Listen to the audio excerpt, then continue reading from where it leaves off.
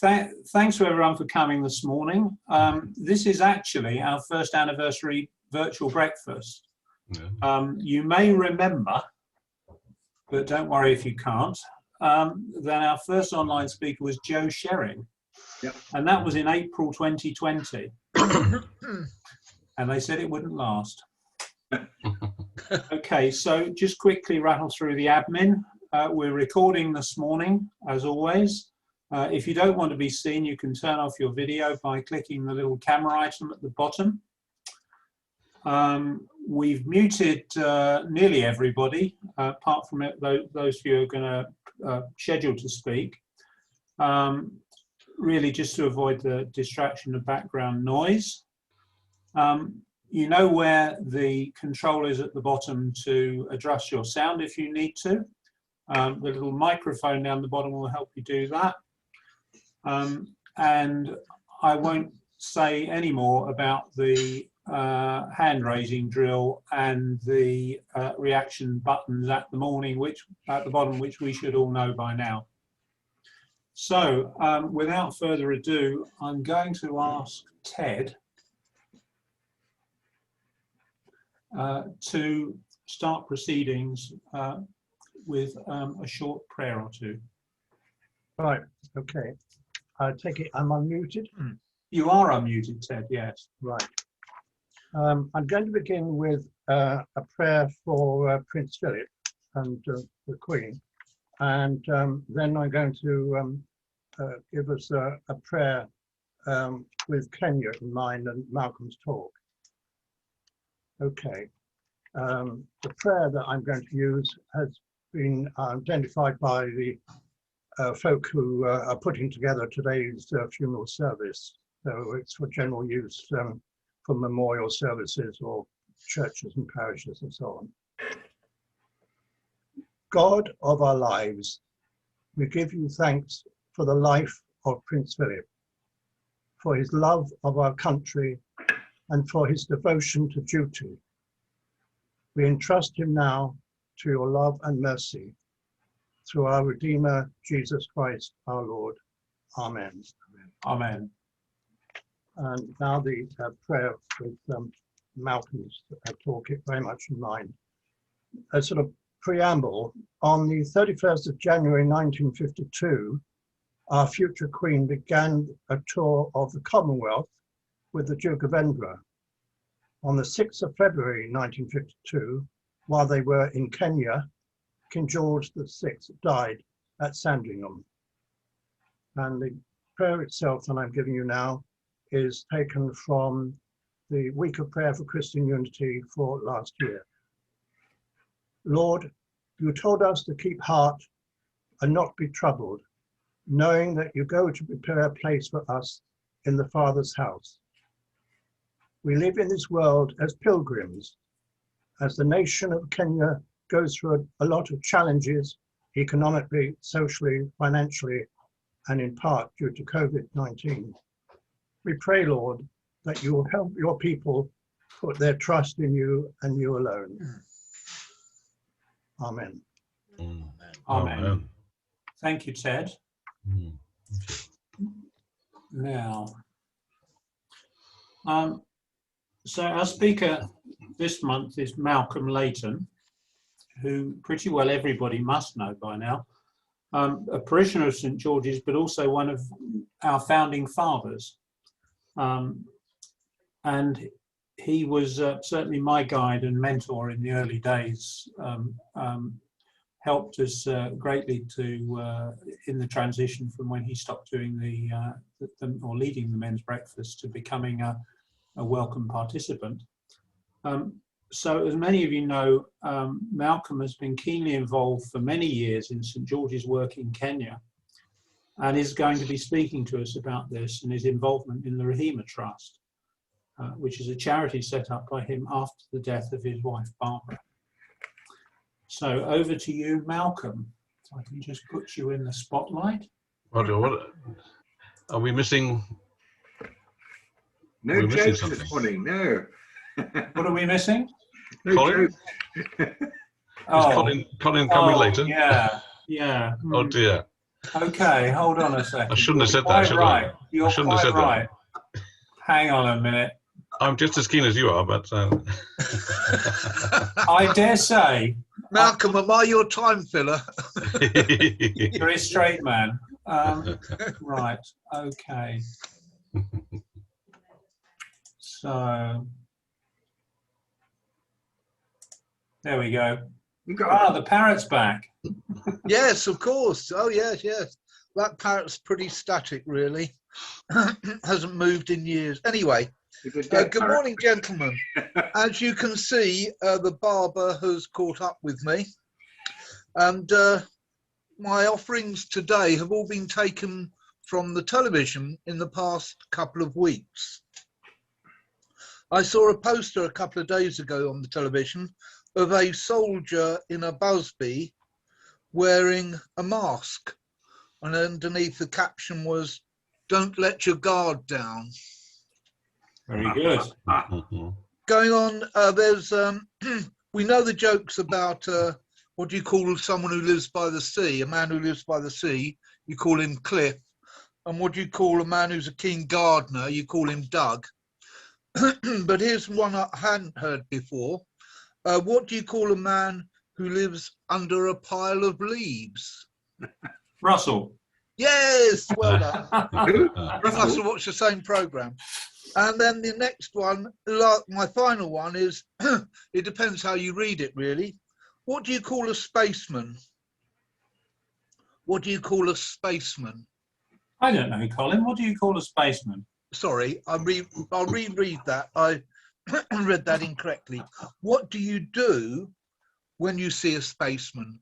What do you do when you see a spaceman? I don't know, Colin. What do you do when you see a spaceman? Park your car, man. Park your car, man. I'll say it again. What do you do when you see a space man? Okay. You park your right. car, man. Okay. Yes. Right. Okay. I think it's Very time good. we got on to Malcolm, isn't it? Yeah, I think so. I think so. High time, I think. Perhaps we should have missed me out Okay. after all. Okay, so moving rapidly onwards. Well done, Colin. Nice. There we are.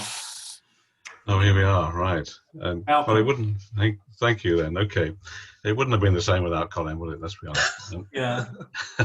However you like to take it. Right. Well, if I have a slightly blurred version this morning, that's appropriate for this time of day anyway, so don't worry. Well, it's great to have an opportunity to talk to you guys.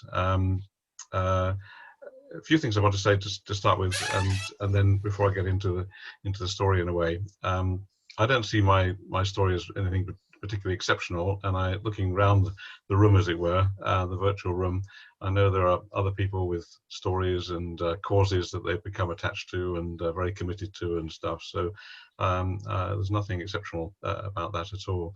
And I do, when I talk about it being my story, it isn't just my story, of course, because those of you who know me quite well will not be surprised that it's very much our story in terms of Barbara and myself. Barbara and I having been very involved together in this, and so don't be surprised that she will crop up in the story quite a few times. And to put it in context, I've been to Kenya, I think, 10 times now over the years, and she was with me 5 times. So it was very much a joint endeavour. The other thing that struck me, and it's not the first time I've said this, but it's worth repeating, I think, in terms of what we learned from Jesus.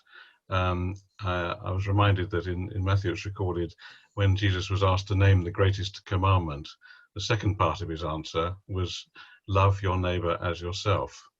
And we've seen a lot of that locally during this COVID-19 period, haven't we? Neighbour reaching out to neighbour. But I think my story and connection with Kenya over what is nearly 30 years really, in one shape or form, has taught me that some of my closest and most important neighbours actually happen to live more than 4,000 miles away, but I still consider them to be my neighbours. Anyway, Now, I'm conscious that quite a few of you know me quite well in the stories, others less well. Partly because of that, I do just want to rattle through sort of where this all started, and then get on to more recent stuff. Because those of you with fairly long memories may remember that I spoke at the men's breakfast in 2008 alongside Peter Exworthy. And I really want to focus on what's happened since then, but I do just need to sort of delve into how and when it all started. So I'm just going to rattle through some of that now very quickly, and it'll be familiar to some of you. But so it all started really in 1992, and my initial connection with Kenya was with my feet firmly fixed in Ashtead, I have to say, for probably the first 10 years or so, really. And there was a certain Bishop James Awayo arrived on the scene in Ashtead from Kenya in 1992, and this will ring loud bells with Martin Hiley in particular, because he and Jane very bravely and generously hosted James during his year in Ashtead when he was at Bible College, and that's a whole different story. But that was my first connection for a lot of us to Kenya. I remember him preaching and just generally getting alongside him and talking and learning a bit. Probably still not, in my case, entirely clear where Kenya was on the map, but I was starting to learn. When James returned to Kenya, encouraged by Jane and Martin again, a few of us just put a few pounds in the pot each month and sent out money to support his ministry, and we felt connected in that way, but it was a remote connection.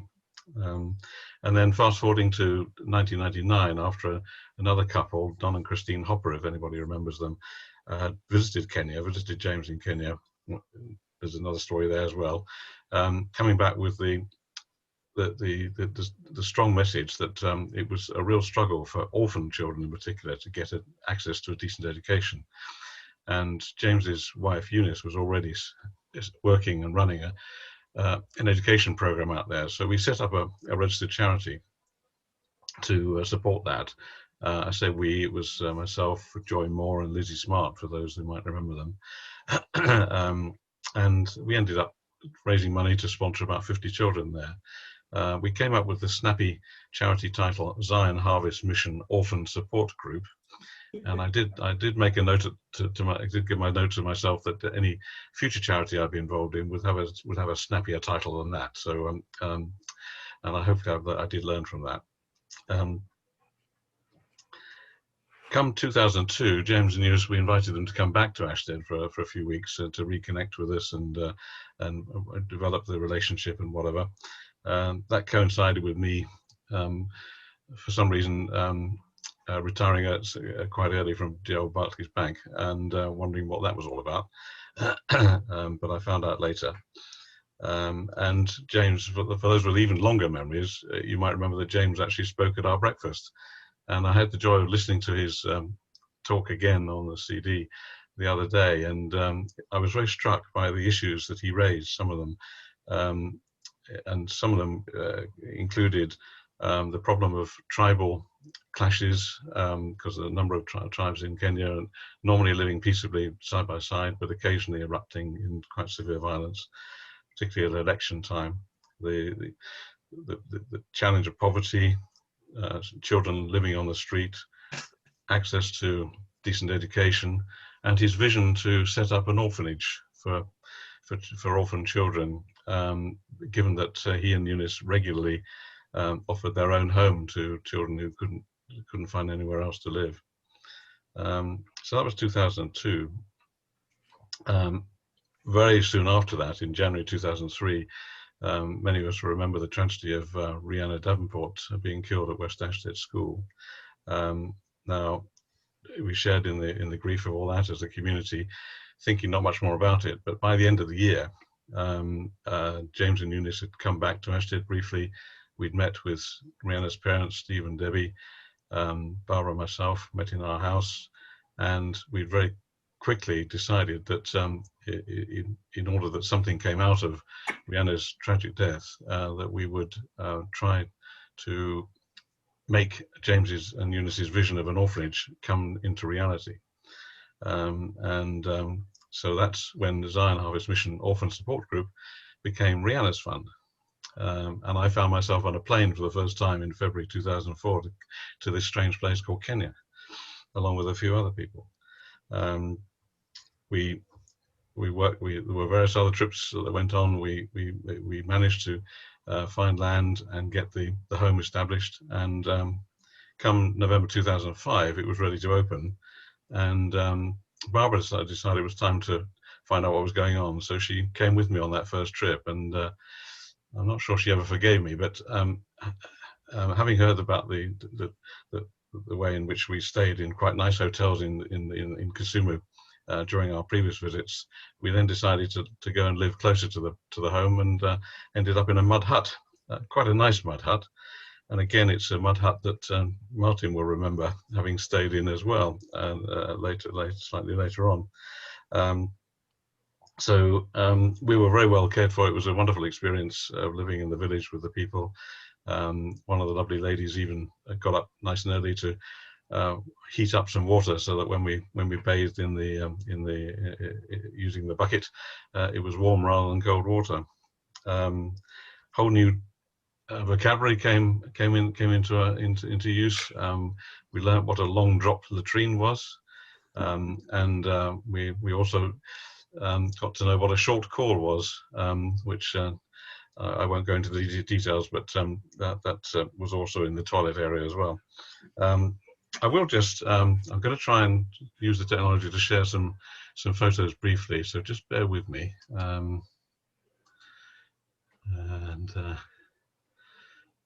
This should have been teed up. There we go. Let me just, one more click of the button, I think.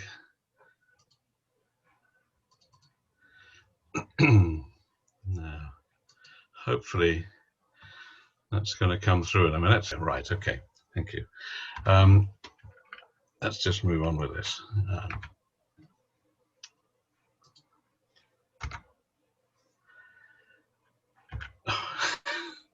Here we go. Right, just a reminder of what Kenya looks like, and what I'm talking about is very much on the left-hand side, the western side of Kenya, in the lighter colours, Nyanza and Western, and we're talking about an area north of Kisumu there in the western area, which is, if you go between Kisumu and our project sites, you cross the equator out of interest every time you go, so they're right in the middle there.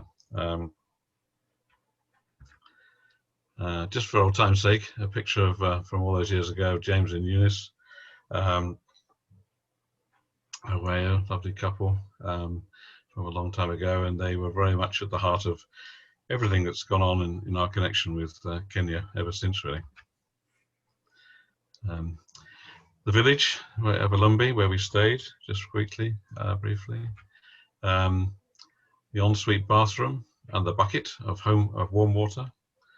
And the toilet, and I'll leave the rest to your imagination there. So that's, I'm going to stop sharing there. You'll be glad to know, just for a bit. After that, between 2006 2008, really, Barbara and I travelled again together to and fro Kenya,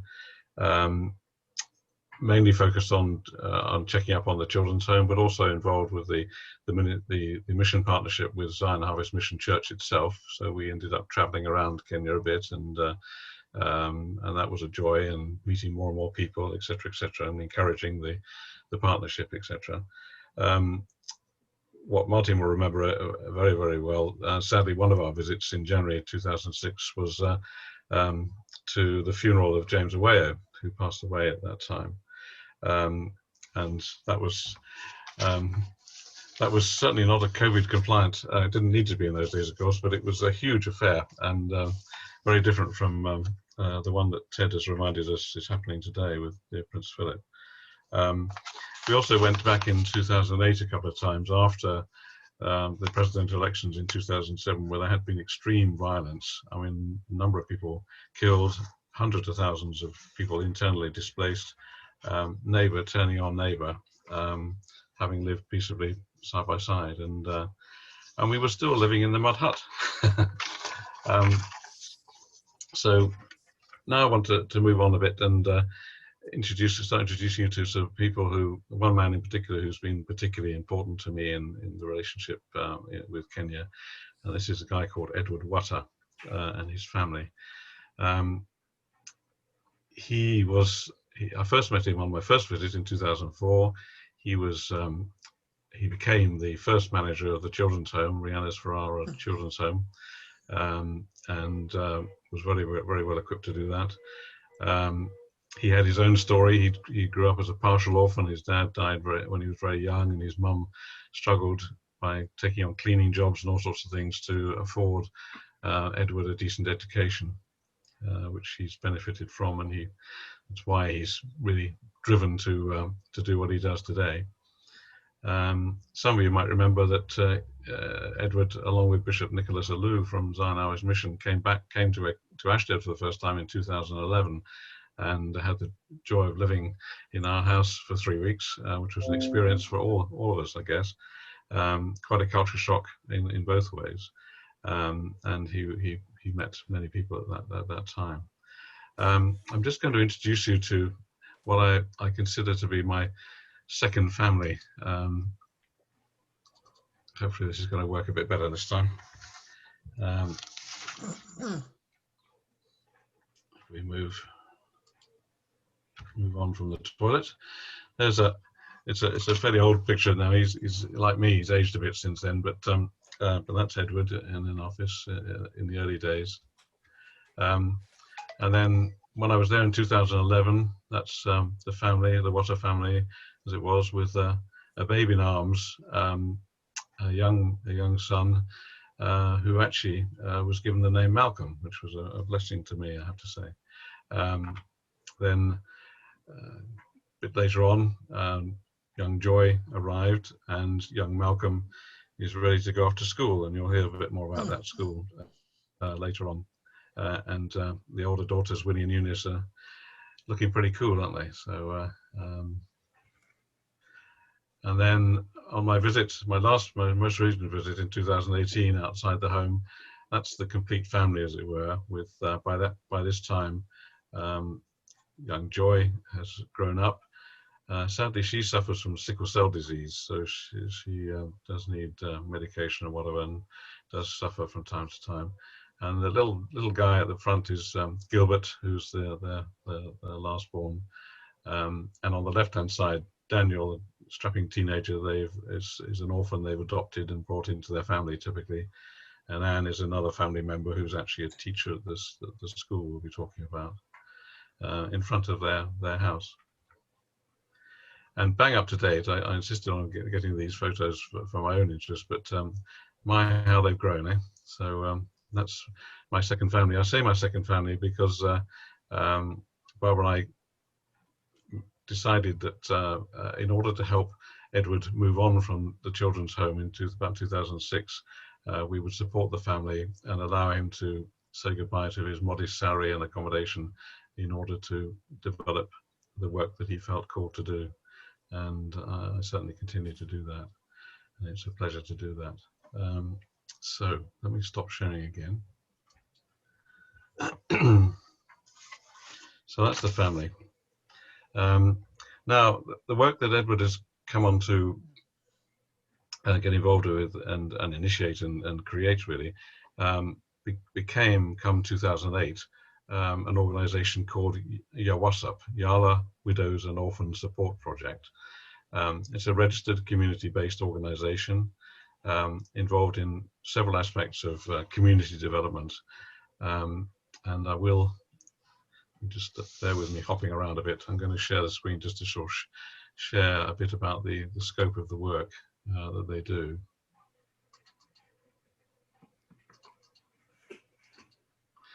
Right, let's move on from there.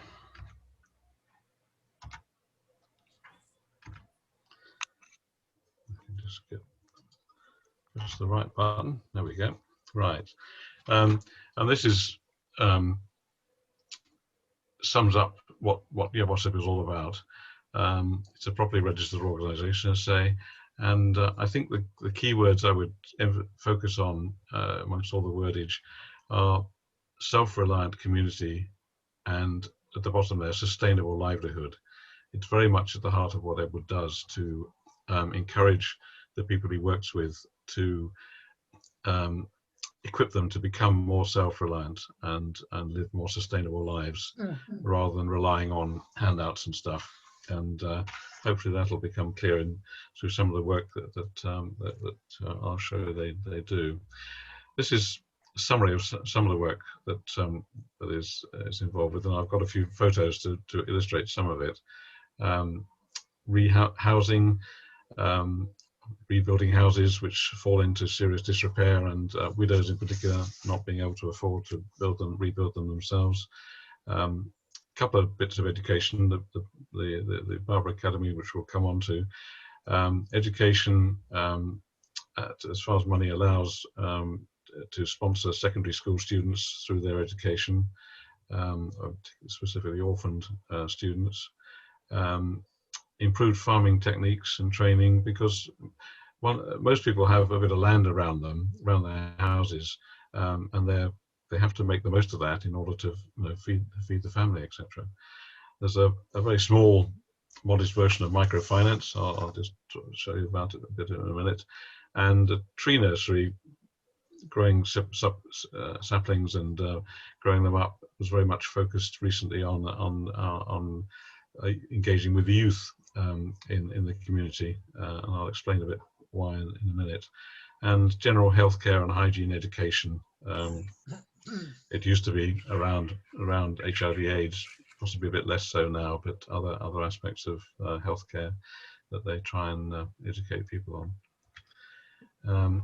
So in terms of the work, this is a widow. This is fairly recent, actually, a photo I've had, and this widow, very pleased with her newly built house. It doesn't look that grand, does it?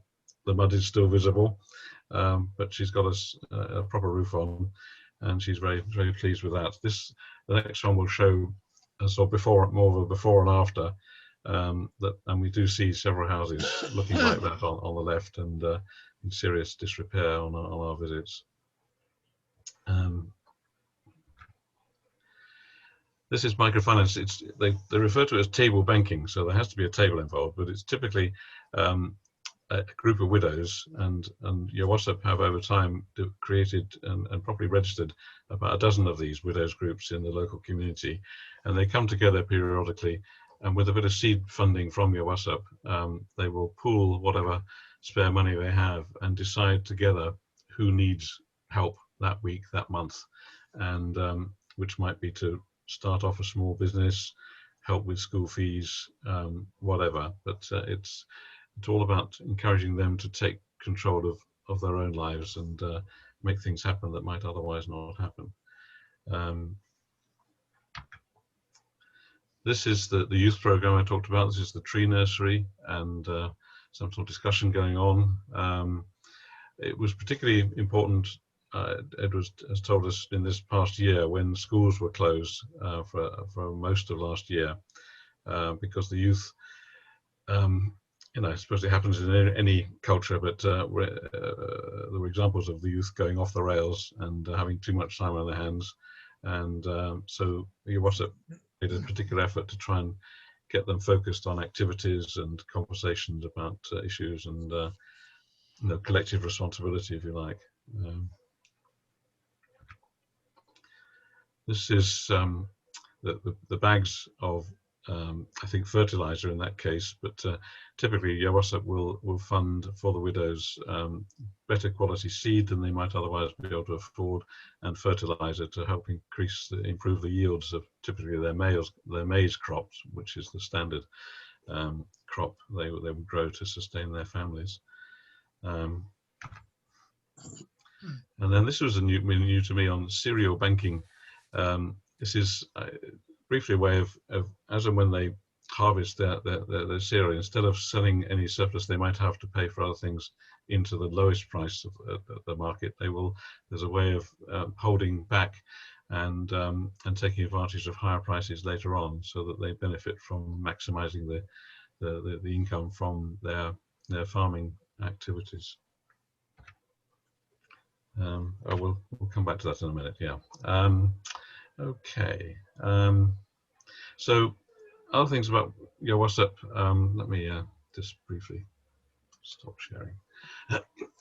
Your WhatsApp, pleased to say, has been a mission partner of our church, supported by the World Mission Team since 2010, actually. And that support, financial support that comes from the church is absolutely crucial to what your WhatsApp is able to achieve year on year. And come 2013,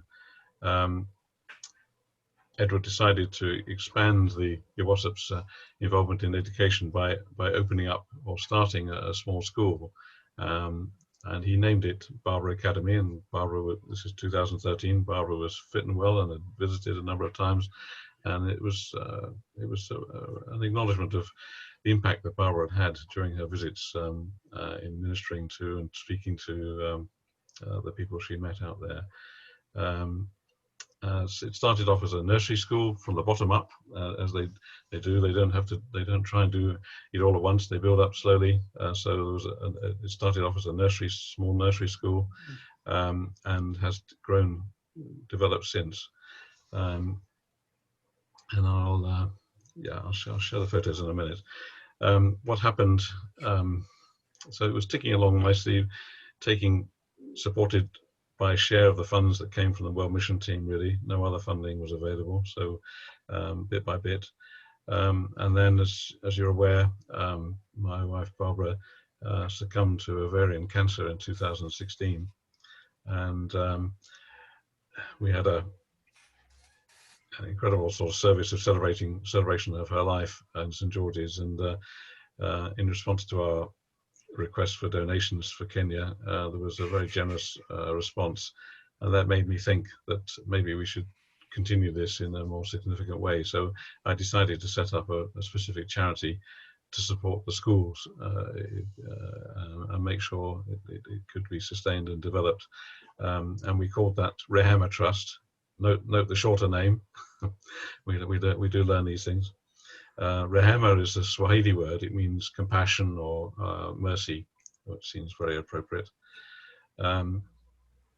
So since 2017, when we finally got registered, a group of supporters have come alongside me and provided regular income into supporting the development of the school.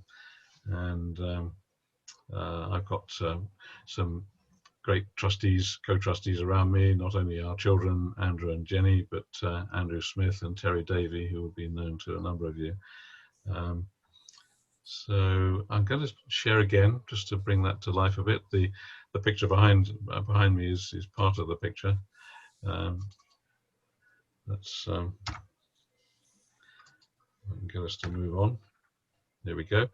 So this is the beginnings of the Barbara Academy.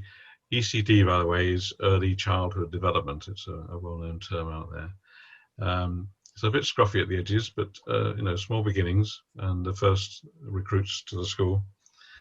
Then we move on to 2014, where we smarten up a bit and change the uniform, making the children look a bit smarter.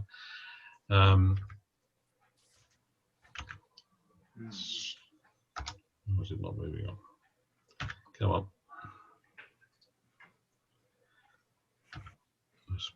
Should be moving on now.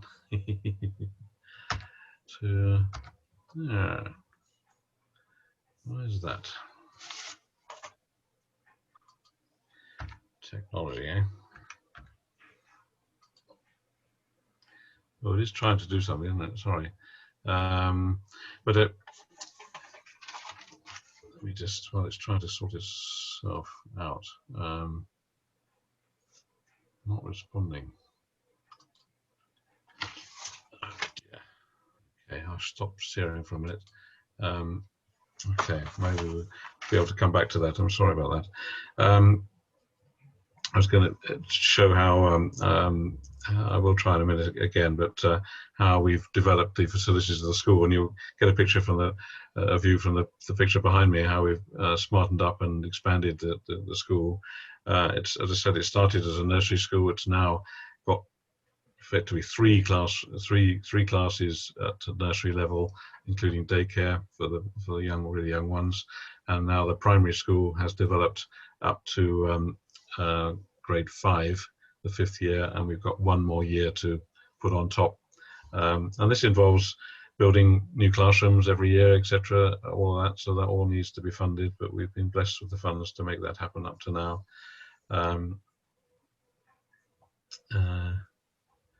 So just thinking, yeah, so I mean, the other very important thing that we fund is a feeding program, and it's I've been very struck over this last year how, you know, the need for children from disadvantaged families needing to be cared for in this country through effectively feeding programs during school holidays and whatever.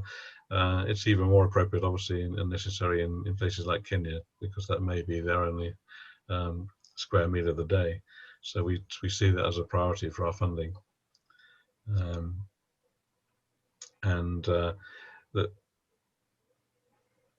Yeah, I mean, moving on to how has COVID? I mean, we know that COVID-19 is a global pandemic, and that means that countries like Kenya have not escaped. I'm just going to try again. Just bear with me if you don't mind. This is another way of perhaps. Right. Okay. Okay. I think we might have got there. This was. Did we get it?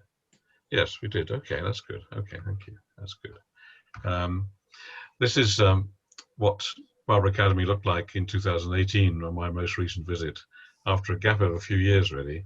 And you can perhaps appreciate that coming across a sign on the road pointing to a school named after your late wife was quite impacting, as it were, at the time.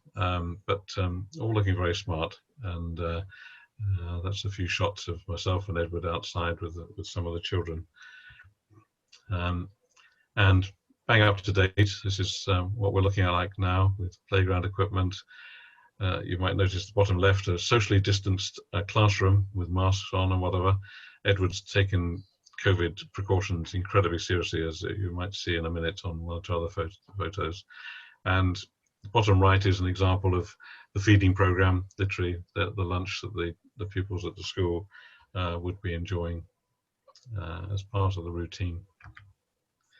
I was going to say about COVID. I mentioned that it was, Kenya's affected the same as us, and so the schools were closed, literally closed very quickly in March 2020, and didn't open anything like fully until January this year. There were 1 or 2 exceptions, and so we needed to decide how to respond and to carry on the provision of access to education for our pupils when there was no school to go to, and happily, through the support of our supporters, donors, we've been able to continue to pay the salaries of teachers throughout this, so they were available to visit pupils in their homes. And this is examples of the families and children collecting resources that they would use at home. There's a top right, there's a young guy using a tablet. We were able to buy a few tablets, actually with some additional support from World Mission Team, actually, which we were very grateful for. Bottom left, a young lady using a radio to access distance learning programs that were distributed via the radio that they wouldn't otherwise normally have in their homes. And Edward is helping that young guy get his head around a smartphone, because that was another way of accessing distance learning remotely, or homeschooling, as it were.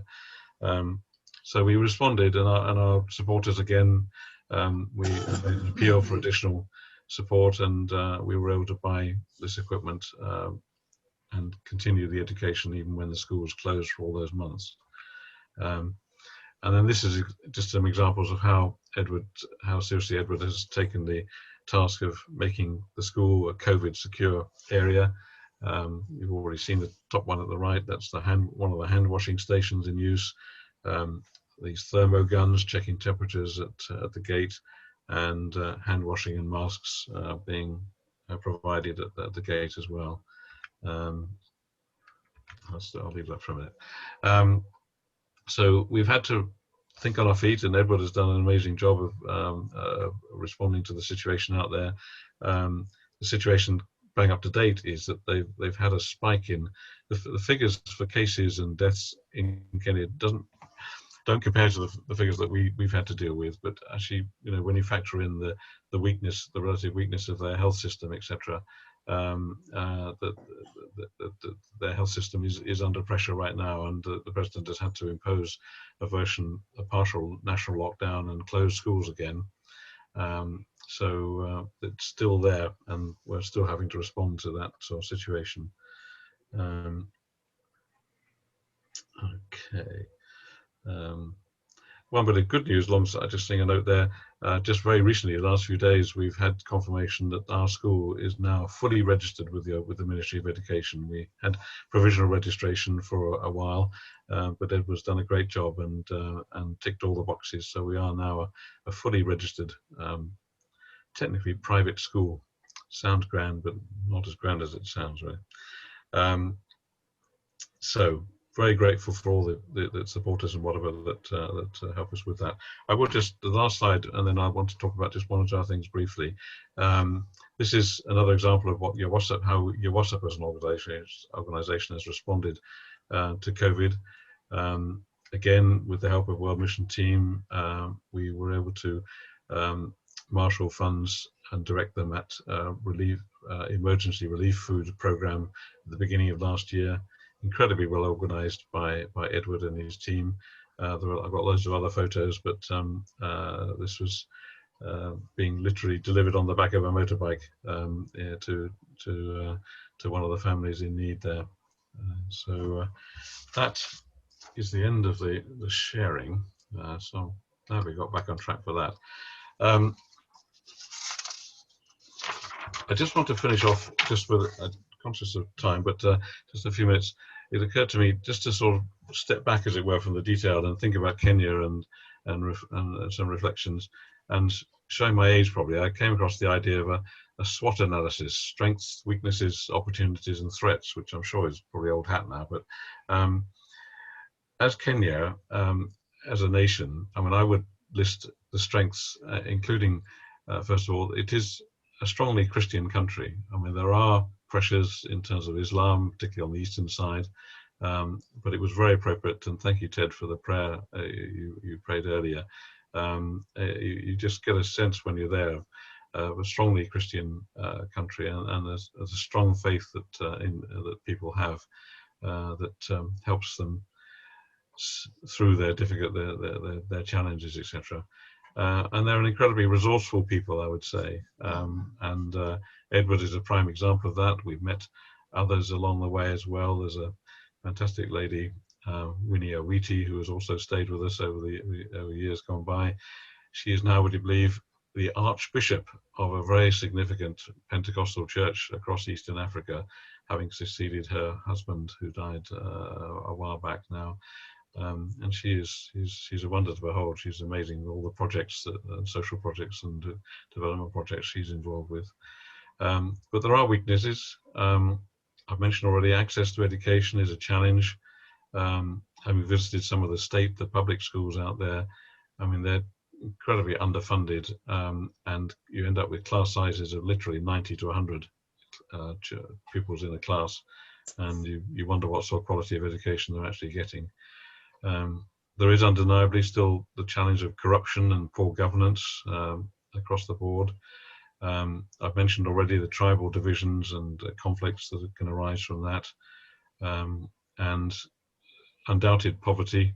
We're working in a very poor part of rural Kenya, but there are also urban versions. I've been into slums in Nairobi and seen that at first hand as well. That was a separate issue. I got involved in spending some time reviewing some projects on behalf of a charity involved in drug and alcohol abuse out there. Incredibly impactful, really. And I visited I went out with the workers, but I went out on the streets to see street children at night, and that was I wouldn't have dared do it myself, but that had a big impact on me. What are the opportunities for Kenya? They're incredibly good at adapting to new technology, and with their mobile phone technology network is done better than ours. You can go anywhere in the middle of the bush and get a signal. It's amazing, and they've done other things as well. And they are a significantly young population as well. Sadly, partly through HIV/AIDS, of course, but they've got that energy and potential as a nation. The threats, it came to my mind. I mean, COVID-19 remains a threat, not only there, of course, but and there is an issue of population growth, the challenge of that. I think I looked back I had a look at some figures in my time, well, since 2004 really. I think I'm right in saying the population has grown from 35 million up to about 55 million, and I've seen forecasts that it's still on a sharply upward trend. Climate change, very, very topical, and it really is impacting them. I mean, they normally get 2 harvests a year, and they know when the rains are coming, and they can plant accordingly and all the rest of it, but it's not as predictable as it was, and it's a challenge, and especially if you're relying on those harvests to feed your family, it's a very serious, significant issue.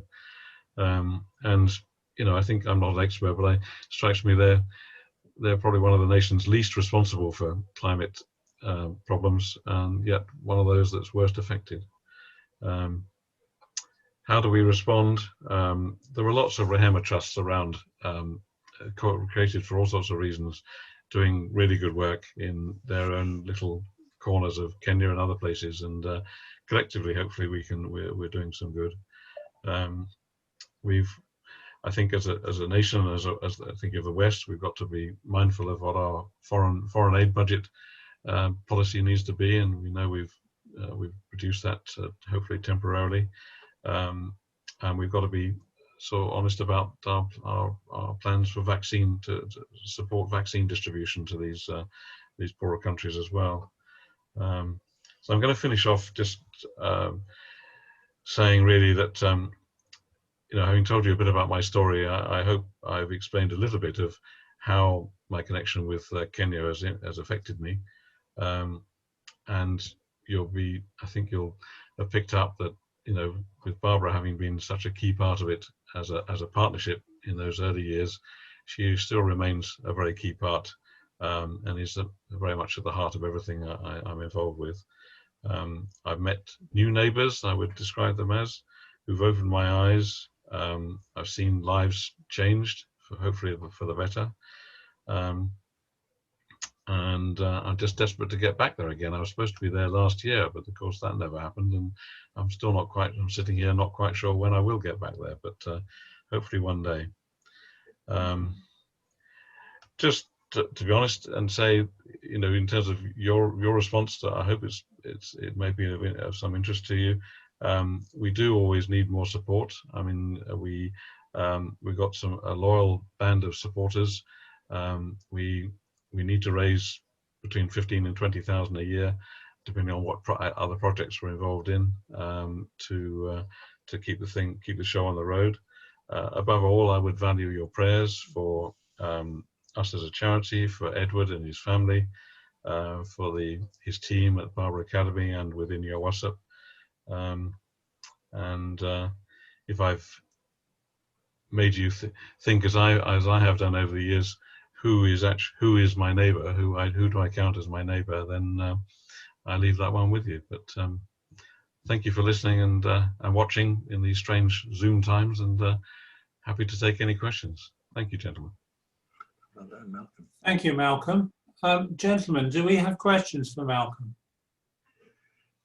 Malcolm, I want to just say, remember back to those first visits when we had any public announcement was made in English, but then had to be translated into Luo and Swahili. Yes. And we, not knowing Luo or Swahili, were never quite sure that it was an accurate interpretation. That's true. Yes. I guess English is the spoken language in your school and in other places that you're working. Yeah, I mean, it is. I mean, they're incredible linguists. You're right to point that out, Martin. I mean, obviously they do. I mean, at the school they do learn English words right from the start. Alongside, obviously, Swahili is very important educationally. They do study Swahili as well as their own Luo tribal language.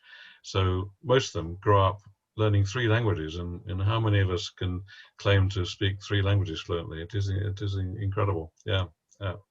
Thank you. Yeah. Okay, do we have questions for Malcolm? Just having a quick look around. Oh, Mike has a question. Hey. Hello, Malcolm. Hi there, Thank Mike. you very much for that. That was really great. Malcolm, obviously the school is very successful. What happens to the youngsters when they leave the school? Hey, yeah, you've hit a very important question. I should have mentioned, by the way, that we've now got 87 pupils from our very small beginnings. So we're very pleased with that. And but you're right, and it is something that, as trustees and Edward, we're having to start to think about. Having been focused on developing the primary school and whatever, the harsh reality is we don't have the funds or the capacity to think about making significant provision for the secondary education. But we do. I'm very mindful that in a year or two's time we will have. I mean, typically we have the class size is 10 to 15 in a class or whatever. They will be leaving the primary section and needing to move into the secondary section. So remind me, what age do they go up to? Well, hang on, age. It's complicated because they're changing their curriculum strategy. But they typically spend. The new system is that they would typically spend 6 years in primary. All right. So to round about 11 is when they would normally move on. And we've got some children who are some pupils who are just a year or two short of that leaving age, as it were. I'm not very clear because we haven't been able to address this, and I'm not quite sure what we're going to do about it, to be honest. Is it a question of building links with secondary schools? Is that? Yeah, the trouble is that, I mean, although primary education, primary state education that used to be fee-based is no longer fee-based, but there are still costs for families to fund. State secondary education requires fees to be paid, and it's a funding issue, really. Yeah, of course. You know, there are, as I said before, my first involvement with Kenya was with a charity was to sponsor children into secondary education for that very reason. Yeah. We've been so focused on what we've been doing, to be honest, in a modest way. It is an issue that's on the agenda, and I'm not quite sure how we're going to be able to address it. But yeah, I look forward to hearing. Yeah, because you know, for children to finish their education stops at primary, obviously doesn't equip them for life later on. So damn good start, though. Yeah, it's a good quality start, absolutely. Thank you. Okay, I see a hand raised here. So Roger, you have a question. And Peter Exworthy as well. Yeah, I got him. Roger, you need to unmute yourself. Okay, yeah, just my question was thinking about the UK systems. I'm not a parent, so I don't have direct experience of schooling, but obviously the UK system has got plenty of bureaucracy and Ofsted and stuff. Can you make any comment about what it's like over there? Right, I think I caught up that. I mean, there is definitely a structure and an oversight. As I mentioned, you know, we've had to go through a registration process, initially achieving provisional registration status. That involved in us acquiring some additional land because they required a minimum plot size for the size of school that we were. I would mention, actually, as evidence of Edward's commitment to this project, I mean, he has the land you see in that picture behind me, the school sitting on, is his family land. It's literally adjacent to where he lives. and he donated that land for the school to be established and transferred the ownership to the school. So there is oversight. The Ministry of Education, as part of the full registration process, most recently I know the Ministry of Health had to come in and do an inspection report. The Ministry of Education had to come in and inspect at the facilities and how the children were, how the pupils were treated, etc. I'm not, if I'm honest, Roger, I'm not quite sure the Ofsted bit how often they'll be coming back, but I mean the assumption is there will be periodic inspections to make sure that we're still on track. And of course we're connected to the national exam process as well, so they'll be monitoring the results of our pupils as they move through the national exam process as well. So similar I guess. Whether it's as onerous, I'm not sure. Thank you.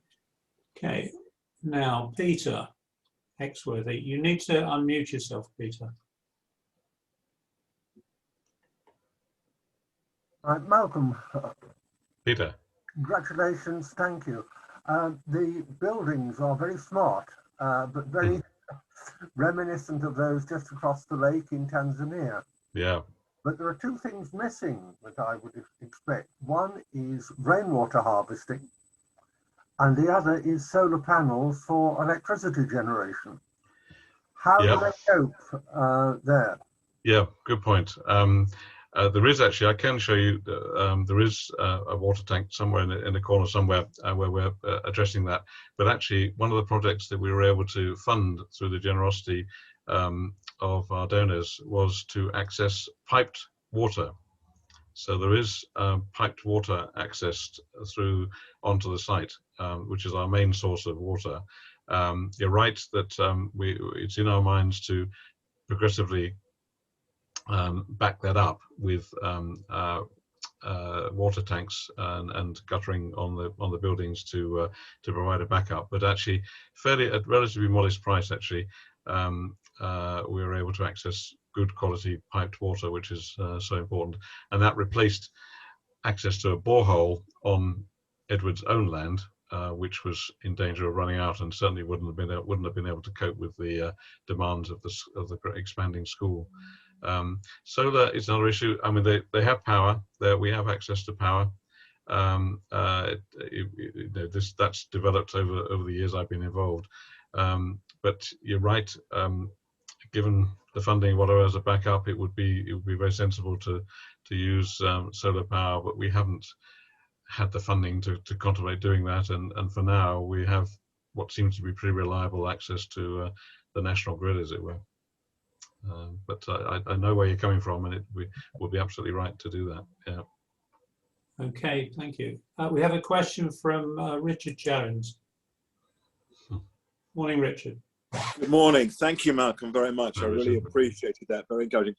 Very simple question. How far are the pupils travelling into the school? I mean, I don't know the context. I've seen the map. So just intrigued about the local context and the connection with the local community, please. Yeah, that's a good point. The vision for the school was very much to meet the needs of the local village. So that most pupils are from the local village. Yep. But what's happened in this last year or so is that the school's reputation has grown as it's developed and been appreciated by a wider community. And we've now reached agreement where there's a minibus that picks up pupils from other villages. To be honest, I'm not absolutely sure how far they come from, but we agreed to, in addition to the parents paying what are incredibly modest fees, to be honest, and don't cover all the costs. So we do a lot of our funding goes in to subsidise, the lack of strong fee income, as it were. But the parents of the children who they choose to come from further afield, then share the cost of that transport. So we pay 50% of it, and they pay 50%. So we are expanding, but actually, you're right, because I think you would have images, and I would have images of children walking miles to get to a school, and this is the whole idea of Barber Academy was to address that issue and provide good quality local education, which is its primary focus. Yeah. Thank you, Malcolm. Really encouraging. Yeah. Okay, do we have any more questions for Malcolm? Okay, well, I have one. I guess, Malcolm, you've been doing this for a fair old while. What would you see as the major changes in that period in Kenya? Okay, yeah. Gosh, I'm not pretending to be an expert at all. Wow. I mean, perhaps in terms of either what you've managed to achieve or in terms of... Yeah, I mean, in terms of certainly where we've come from, hopefully, we're seeing real progress year on year in terms of our sort of the school project. In terms of Yawasap, I would say definitely there's been signs of progress in addressing wider issues of community development. I mean, the expansion particularly of the work with the widows, the establishment of these dozen or so widows groups has been a real achievement of Yawasap, and to encourage, as I was saying before, self-reliance and sustainability in terms of livelihoods. As a nation, gosh, as Kenya, I mean, I think, I'm not an expert at all, but I think it's fair to say Kenya is relatively more developed in the African context than many of the other countries that have even more challenges. So they are better provided for in terms of their economy, etc. Mind you, a lot of that relies on tourism, which has obviously suffered greatly in this last year or so, and horticulture, etc., is another key economic driver, as it were. Yeah, I can't easily say what's happened to Kenya in all that time, but I mean, the consistent bits are that the people are lovely, and they respond, and they're flexible, and they adapt, and they've allowed us alongside them to achieve what we've managed to achieve. And the good thing is that it's not just us. I mean, we have to provide bits and pieces that make it happen, but it's the Edward Watters of this world that are helping their fellow Kenyans, and I think that's the most important thing I take from that. Yeah. Okay, thank you. If there are no more questions, I will just ask Martin Hiley, in time-honoured fashion, to say a few words of thanks for us. Yeah, thank you, Bill, and thank you. It's lovely to see so many of us together this morning, listening to Malcolm. Malcolm, I'm left rather in awe of what's being done, and amazed at what grows from a small seed which was planted. So during, over the last 20 years, this is tremendous work, which is, I think, leaves us all in awe.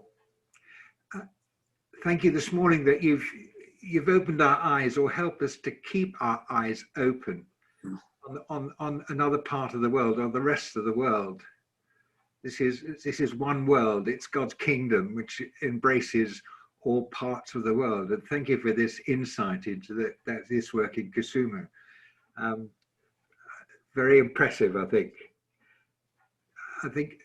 It just reminded me that of the number of things that we take for granted, and how dare we take these things for granted when so many people do not have all of the blessings which we enjoy. So that leaves me with a lump in my throat, and a thank you again for reminding me to every day to be grateful for all of the things we have, and to remember those who don't. It's always a contrast between the rich and the poor, and also between the urban and the rural. And when you fly into Kenya, you fly into Nairobi, over miles and miles of slum areas, of shanty towns, and you think of most of the population, as in most of the other African countries, most of the population will live in the capital city. Yeah. And then you leave the capital cities and you go into the rural areas, and it feels much more civilized.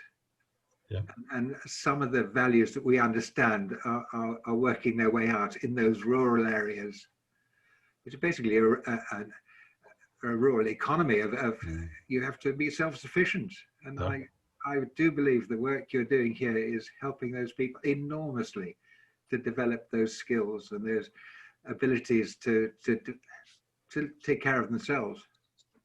I pray that the government will be more able to fund their own projects or to support their own projects in a way which is viable. But Malcolm, thank you so much this morning. And we look forward to hearing what happens, and I do pray that you'll get another opportunity to visit as soon as we release, and you can feed that back to us. So thank you so much this morning. Well done. Thanks, Martin. Okay, thank you, Martin. And let me add my thanks as well to Malcolm for coming along and speaking to us this morning. Just before we go, I don't know whether James, whether you'd like to say a word or two about upcoming events. Sorry, we have no sound at the moment from you, James. Yeah, next month, May the 15th, we have Phil Knox coming from the Evangelical Alliance. And he's going to tell us about how we can spread our faith or share our faith with non-believers, friends, family, and neighbours. And he's written a book on the subject. So that's Phil Knox, May the 15th. And then on June the 19th, we have Richard Jones, who we've invited to come and give us some insight into what he learnt on his magnificent sabbatical the year before last, and what he might be able to tell us about that. So we look forward to that, Richard, on June the 19th. Okay, thank you, James. So 2 more dates for the diary. And thanks again for everyone for coming this morning. Lovely to see you all, and we look forward to seeing you next month. And I think on that note, I will close the meeting. Good morning, gentlemen. Well done, Malcolm. Beautiful day.